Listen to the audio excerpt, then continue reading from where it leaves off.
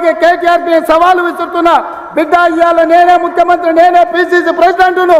రేపు రాబోయే పార్లమెంట్ ఎన్నికల్లో నీ చేతనైతే దమ్ముంటే, నువ్వు మగోడు అయితే ఈ తెలంగాణ రాష్ట్రంలో బిడ్డ ఒక్క సీటు గెలిచి చూపించు.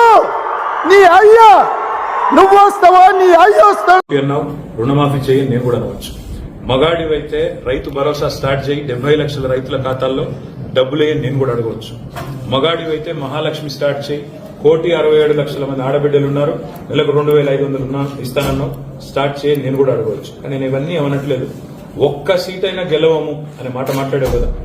నీకు నిజంగానే దమ్ముంటే రేవంత్ రెడ్డి గారు, నేను సవాల్ చేస్తా ఉన్నా, నేను నా సిరిసిల్ల ఎమ్మెల్యే పదవికి రాజీనామా చేసి వస్తా. నువ్వు నీ ముఖ్యమంత్రి పదవికి, కొడంగల్ ఎమ్మెల్యే పదవికి రాజీనామా చేసిరా. నీ సిట్టింగ్ సీటు మల్కాజ్గిరిలో ఇద్దరం కొట్లాడదాం. ఆ ఒక్క సీట్లోనే తేల్చుకుందాం. ఈ రాష్ట్రం అంతా అతలాకుతలం చేయాల్సిన అవసరం లేదు. ఆ ఒక్క సీట్లోనే నేను